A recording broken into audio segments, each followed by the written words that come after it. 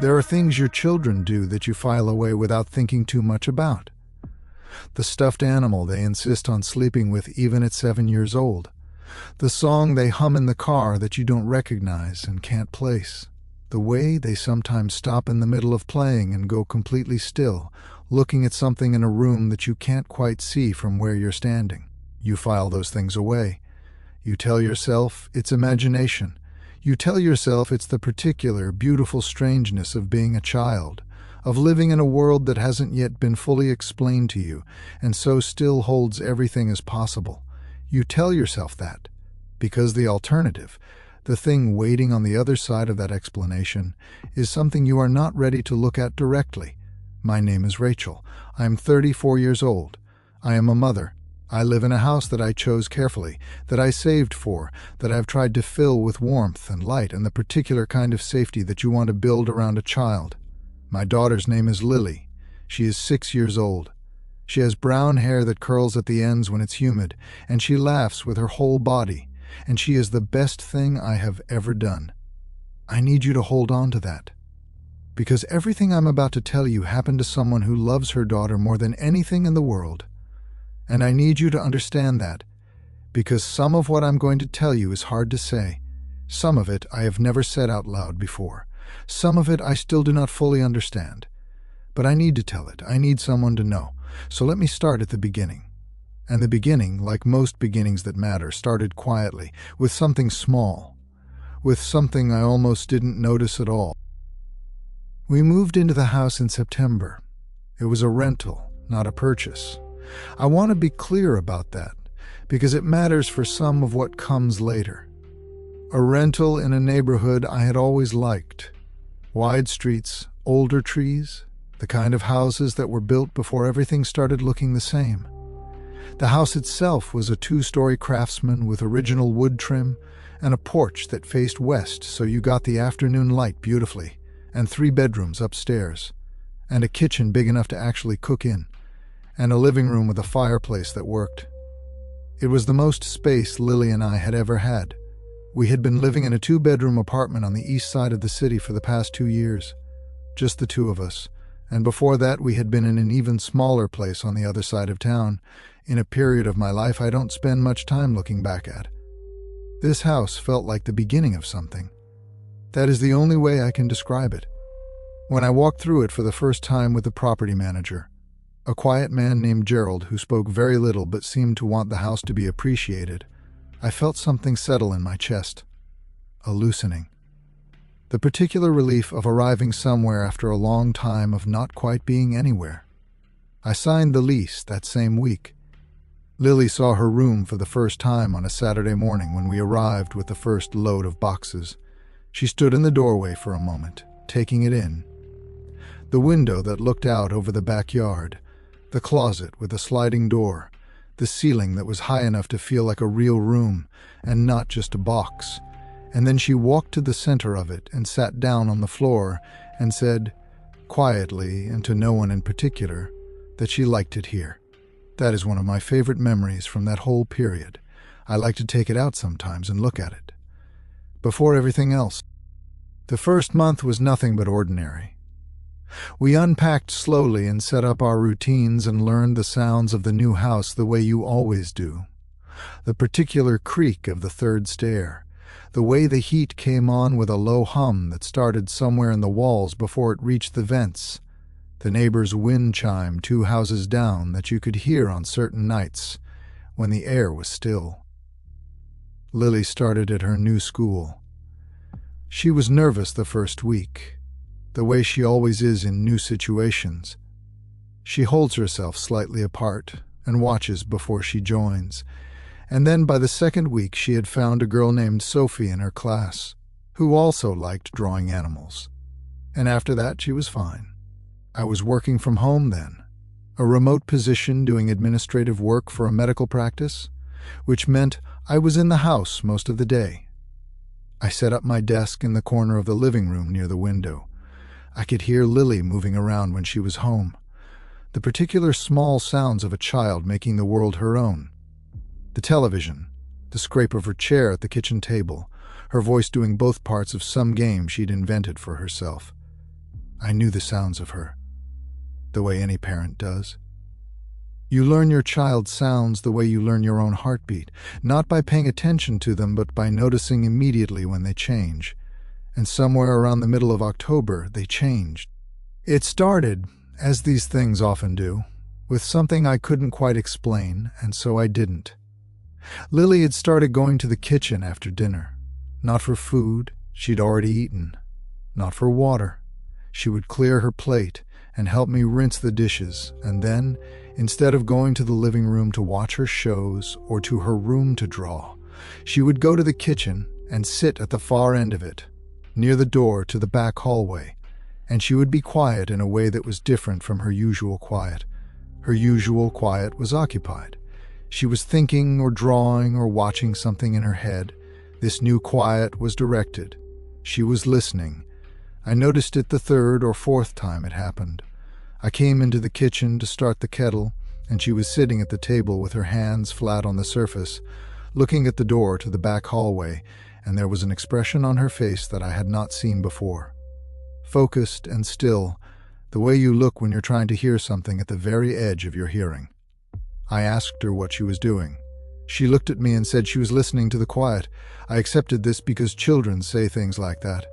I made my tea and went back to the living room.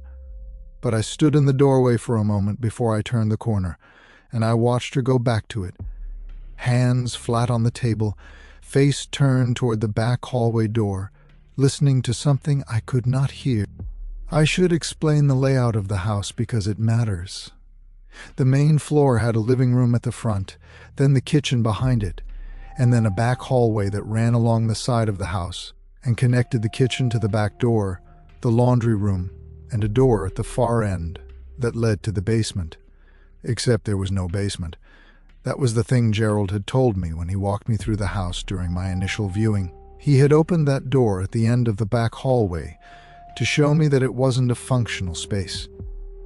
Behind it was a short landing with a staircase that descended about 6 steps and then stopped. Not stopped at a floor. Stopped at a wall. A plain concrete wall, slightly damp-looking, that had been put up at some point to close off whatever was originally below.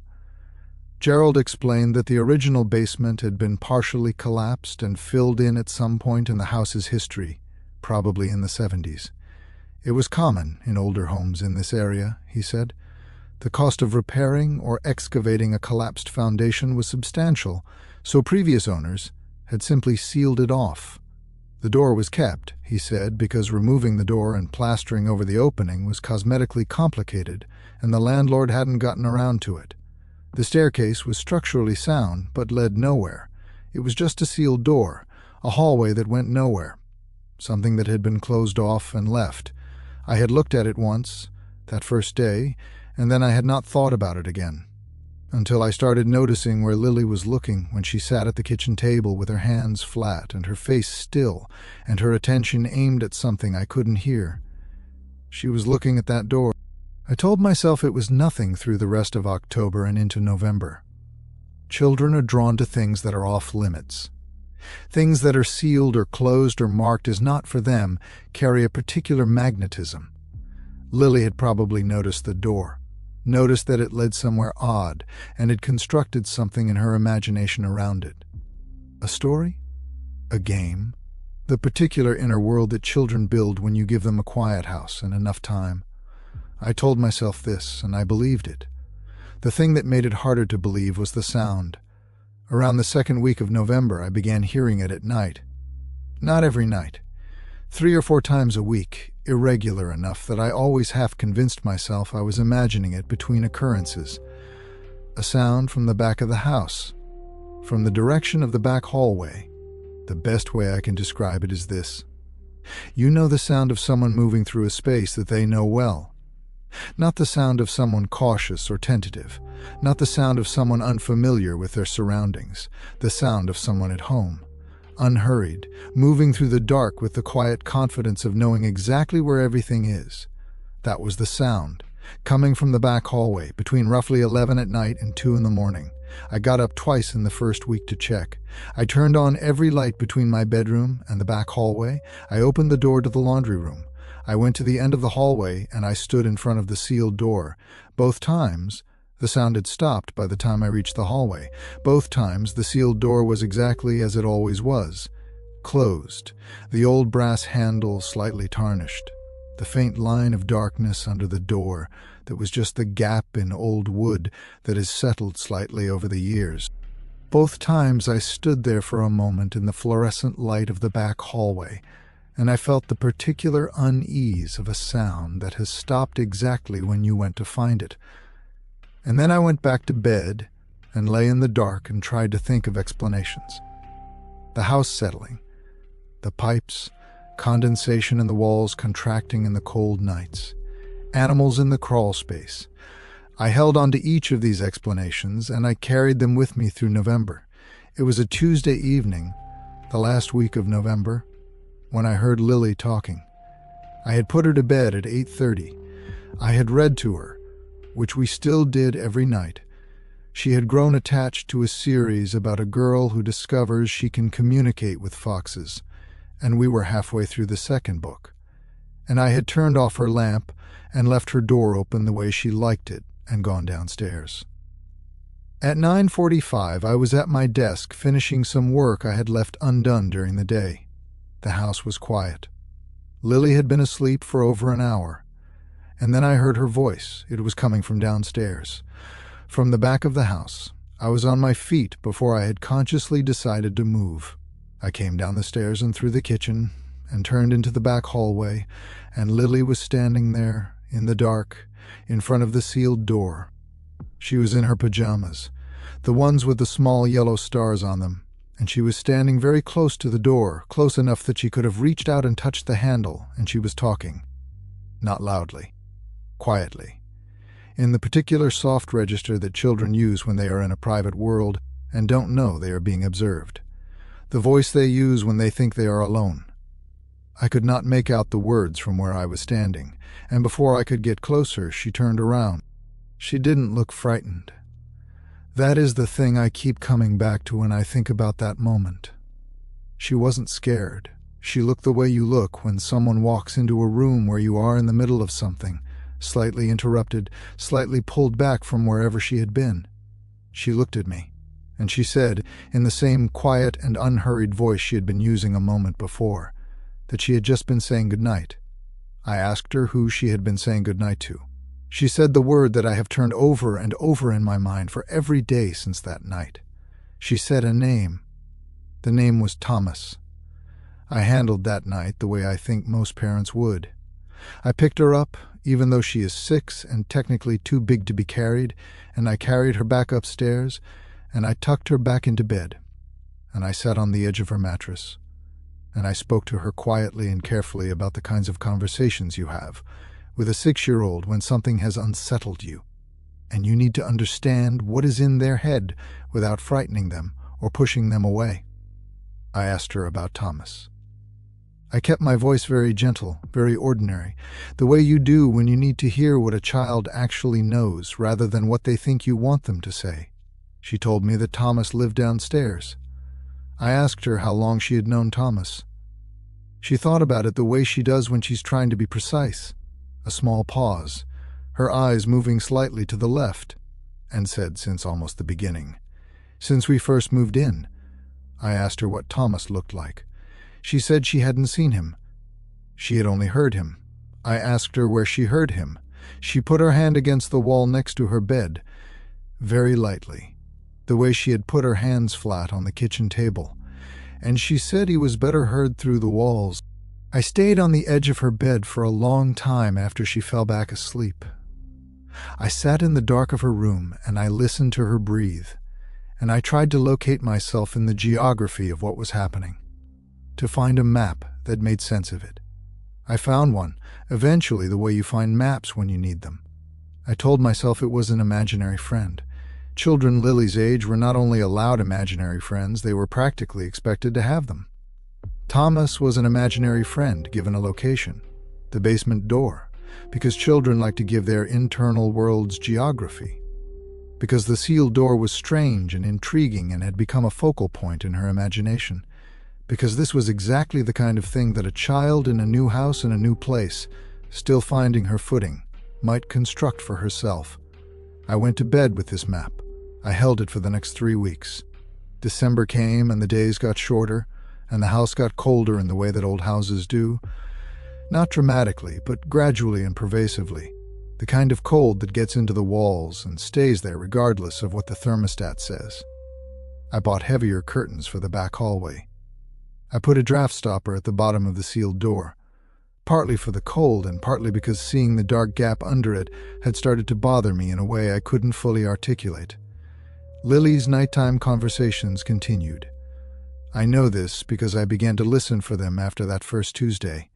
I would lie in bed in the hour before midnight and I would track the sounds of the house, the hum of the furnace, the creak of the tree branch outside my window, and sometimes, not always, I would hear her voice, soft and low from down the hallway, talking. I checked on her twice more during this period. Both times she was in the back hallway, in front of the door. Both times she stopped and looked at me with that expression of gentle interruption. Both times I carried her back to bed. The third time, I didn't go down immediately. I stood at the top of the stairs, in the dark, and I listened. And here is the thing I have told almost no one. Here's the thing that lives in the part of my mind that I try not to visit too often. I could hear Lily's voice, quiet and unhurried, from the back hallway below me, and between her sentences there was something else, not a voice, not clearly a voice, something between a voice and a sound, in the way that a whisper overheard from 2 rooms away exists somewhere between language and noise, present but not quite resolvable into meaning. It was coming from behind the sealed door. I stood at the top of the stairs and I listened to my daughter have a conversation with something I could not see, separated from her by only a door and a short staircase that led to a wall. And then I went downstairs, and I picked her up and I put her back to bed.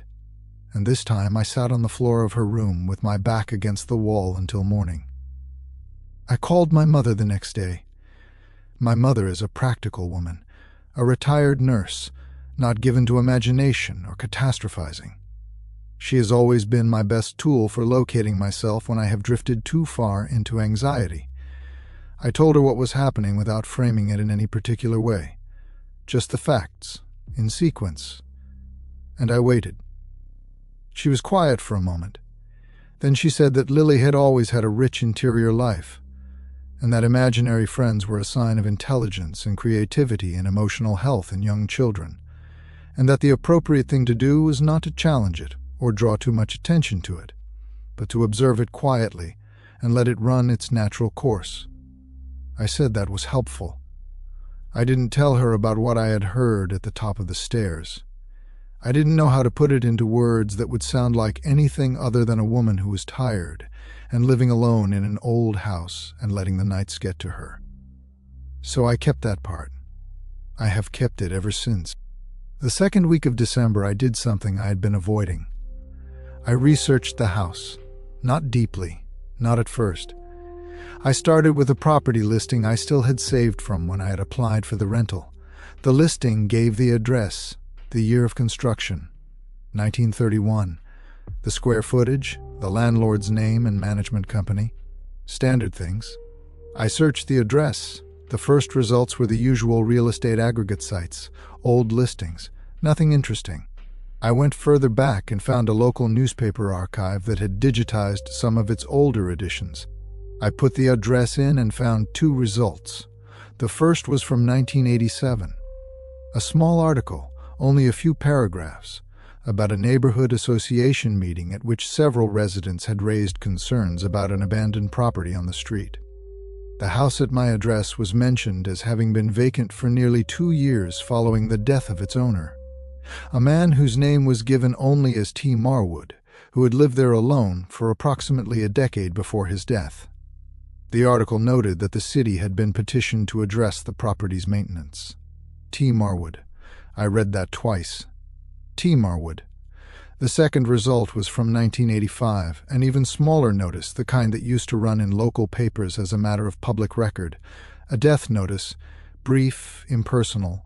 It gave a name, Thomas Marwood, an age, 61, and noted that he had died at his residence. No cause of death given, no survivors listed. Thomas Marwood, he had died in the house. He had lived there alone for at least a decade, and he had died there, and the house had sat empty for 2 years afterward, and someone had at some point sealed off the basement, and a little girl who had moved in 90 years after this man was born had started going to the door of that sealed basement and saying goodnight to someone she called Thomas. I sat at my desk for a long time after reading those 2 articles. Then I closed the laptop. And I sat in the afternoon light of the living room, and I tried to decide what I believed. I want to be honest with you about the next part, the way I have tried to be honest about everything so far. I am not a person who believes easily in things that cannot be seen. I was raised by a nurse. I have always trusted what can be measured. I have always been suspicious of the part of the mind that reaches for meaning in coincidence, that finds pattern in the random, that wants things to mean something because the alternative, that they mean nothing, is too cold to sit with. But there is a difference between believing in something and acknowledging that something is happening. I could not explain away the sounds. I could not explain away the fact that my daughter had known from the first weeks we moved in that something was present in a part of the house she had not been told about and would have had no reason to focus on. I could not explain away the name. Thomas, said simply and naturally, the way you say the name of someone you know. I could not explain away what I had heard from the top of the stairs, the thing between the spaces in Lily's sentences, the suggestion of something that was not quite sound and not quite silence. I was not sleeping well. I want to be clear about that too. I was going to bed at 11 and lying awake until 2 and 3 in the morning, listening to the house, and I was getting up at 6:30 for Lily's school day, and I was functioning on the surface of my life while something underneath it had become unsteady. I called Gerald, the property manager. I asked him, as casually as I could manage, about the history of the house, about the basement, about why it had been sealed. He said it was a structural issue, the same thing he had told me at the initial viewing. I asked if he knew anything about the previous long-term occupants. There was a pause that I recognized, even over the phone, as the particular pause of someone deciding how much to say. He said the house had changed hands several times.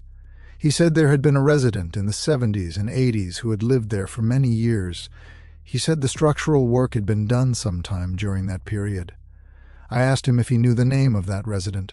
Another pause. He said he would have to check the records. He never called me back. I decided to open the door. Not immediately. I sat with the decision for 4 days, which tells you something about the weight of it. A door at the end of a back hallway of a rented house leading to a staircase that stops at a wall is not a significant thing. In ordinary circumstances, it would take less than a second to open it. In the circumstances I was living in, it took 4 days. I waited until a Friday when Lily was at school. I went to the back hallway and I stood in front of the door and I took the draft stopper away from the bottom and I put my hand on the handle. The handle was cold. Not cold the way metal gets when a house is chilly. Cold in a different way. Specific and localized, the way cold sometimes is when it comes from something rather than just from temperature. I stood there with my hand on the handle for what felt like a very long time. Then I turned it and I opened the door. The staircase was exactly as Gerald had shown me on the first day. 6 steps descending into the below-floor space, and then the concrete wall, blank and slightly damp looking in the light from the hallway. A short, sealed passage going nowhere. But the smell. I was not prepared for the smell. It was not a bad smell exactly. It was the smell of deep earth and old wood, and something else. Something I can only describe as the smell of a room where someone has recently been. The particular alteration of air that presence makes. The faint warmth of breath, or the memory of it. The smell of a space that is not as empty as it looks. I stood in the doorway and I looked at the concrete wall at the bottom of the stairs, and I stood there long enough that my eyes adjusted fully to the dark below the reach of the hallway light. And I saw something I have not been able to stop seeing since. At the base of the concrete wall, at floor level, was a line. A thin, dark line running horizontally across the full width of the wall. Not a crack, not settling or damage. A deliberate line, too straight and too clean to be accidental. The kind of line that exists at the bottom of a door. The concrete wall was not solid. It was a door. I closed the staircase door. I stood in the back hallway with my back against the wall opposite the door, and I breathed. In and out, slow and even, the way I had learned to breathe in a period of my life some years ago when breathing had required learning. My daughter had been coming here at night. She had been standing on the other side of this door, at the top of this staircase, speaking quietly in the dark to something behind a concealed door at the bottom.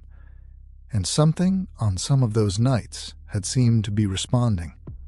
I called a locksmith that afternoon and had a key lock installed on the back hallway side of the staircase door. The door I could access, the door in the hallway. I didn't tell the locksmith why. He didn't ask. When Lily came home from school, I told her, as gently as I could, that the door at the end of the hallway was now locked and that I needed her to stay away from it. She looked at me with an expression I still think about. Not upset, not frightened. Something older than either of those things. Something that looked almost like understanding. She asked if Thomas was going to be all right. I told her that Thomas was fine, that Thomas was going to be fine. She nodded once, with the gravity of a child accepting something difficult, and she went upstairs. I need to tell you what I found when I researched further, because I did keep researching, even after I locked the door, maybe especially after I locked the door. Thomas Marwood had lived in the house from 1972 until his death in 1985. He had been, according to a brief mention I found in an archived community newsletter from the late 70s. A retired civil engineer who had moved to the neighborhood after his wife died. The newsletter mentioned him in the context of a block association meeting. Just his name, his address, his profession. The ordinary small trace a quiet life leaves in local records. He had lived alone for 13 years. He had died alone. The house had been vacant for 2 years before a new owner purchased it and undertook what the property records described as significant renovation work, including foundation assessment. In 1987, 2 years after Thomas Marwood's death, I thought about the concrete wall at the bottom of the staircase, the wall that was not a wall, the straight, clean line at its base that was the unmistakable geometry of a door. I thought about what a foundation assessment in 1987 might have found, and what it might have done with what it found, and why a door might have been left where a wall appeared to be. I don't know the answers to those questions. I want to be clear about that. I am telling you what I found and what I observed and what I could not explain. I am not telling you what it means because I genuinely do not know, but I know this. Thomas Marwood lived alone in this house for 13 years. He was a quiet man, a private man, a man who left almost no trace in the public record except a brief mention in a neighborhood newsletter and a death notice that listed no survivors, a man whose name my daughter had known from the first weeks we moved into his house. We left in January. I broke the lease. I spoke to Gerald and I told him I had found conditions in the property that I considered to be a health and safety concern, and that I would not be renewing and would be vacating within 30 days. He asked what conditions. I told him there were issues with the foundation and the sealed basement area that I felt needed to be addressed before the property was occupied again. He was quiet on the phone for a moment. Then he said he would note my concerns. I moved us to a small apartment across the city. 2 bedrooms, new construction, 3rd floor. No basement, no crawl space, no sealed doors, walls that felt ordinary under your palm, light switches that were exactly where you expected them to be. Lily handled the move better than I did. She asked once, in the car on the way to the new apartment with the last of our boxes, whether we were going back to the old house. I told her we weren't. She looked out the window for a moment. Then she said, quietly and without distress, that Thomas had seemed lonely. I kept my eyes on the road. I told her I was sure he would be all right. She nodded, the same way she had nodded when I told her to stay away from the door, with that gravity that sits so strangely in a 6-year-old's face. And then she went back to looking out the window at the city going past, and she hummed something softly to herself, and after a few minutes she fell asleep. We have been in the new apartment for 14 months now. Lily is doing well. She likes her teacher, and she is still friends with Sophie from her old class, who lives close enough that they see each other on weekends. She has started drawing horses, which is a new development, and she fills page after page of sketchbooks with them. Horses in fields, horses in rain, horses looking out of windows. I have covered most of one wall of her room with them. She has not, as far as I know, had any more nighttime conversations. She has not mentioned Thomas since that morning in the car. And I have tried, I want to tell you honestly that I have tried, to find an explanation that holds all of it. The sounds in the old house, the name she knew, the thing I had heard from the top of the stairs, between the spaces in her sentences, the door that appeared to be a wall, the smell of a space that should have been empty. I have tried to find a map that makes all of that ordinary. I cannot, and there is one more thing. One thing I have kept until the end, because it is the thing I am least sure how to say. 2 weeks ago, I was going through a box I hadn't unpacked since the move. Old papers, some books, things I had packed in a hurry and not sorted through since. At the bottom of the box, under everything else, I found a piece of paper I did not recognize. It was folded into quarters, the way you fold a note to pass to someone. I unfolded it. It was a single sentence, written in handwriting I did not recognize. Neat, deliberate letters, the handwriting of someone who had once been taught to write carefully and had kept the habit. It said, "Thank you for her company. Please keep her safe." There was no signature. I stood in the kitchen of my new apartment for a long time, holding that piece of paper in both hands. I have looked at it many times since. I have held it up to different lights. I have tried to identify the paper, the ink, anything that would tell me where it came from and when it was written. I have found nothing. But here's what I keep coming back to. Here's the thing that lives with me on quiet nights when the apartment is dark, and Lily is asleep down the hall, and the city makes its soft sounds outside the window. Whoever wrote that note asked me to keep her safe. It was a request, a gentle one. Written with care, in deliberate and unhurried handwriting, by someone who had something to say and only a folded piece of paper to say it in. And I think about Thomas Marwood, who lived alone for 13 years and died alone and left no survivors in his death notice. And I think about my daughter who knew his name from the first week we moved into his house. And I think about whatever she had been saying goodnight to through a door at the bottom of a staircase. And I do not think she was in danger. I don't believe whatever was there wanted to harm her. But I also know that a space that has held something for a long time does not give it up easily. I know that whatever my daughter had found in those nighttime conversations at the sealed door had been waiting there, in the dark at the bottom of those stairs, for a long time before we arrived. I do not know exactly what Thomas Marwood left behind in that house when he died. I do not know what the Foundation assessment in 1987 found or decided to seal away. I know that Lily was drawn to it from the beginning, and that I was not.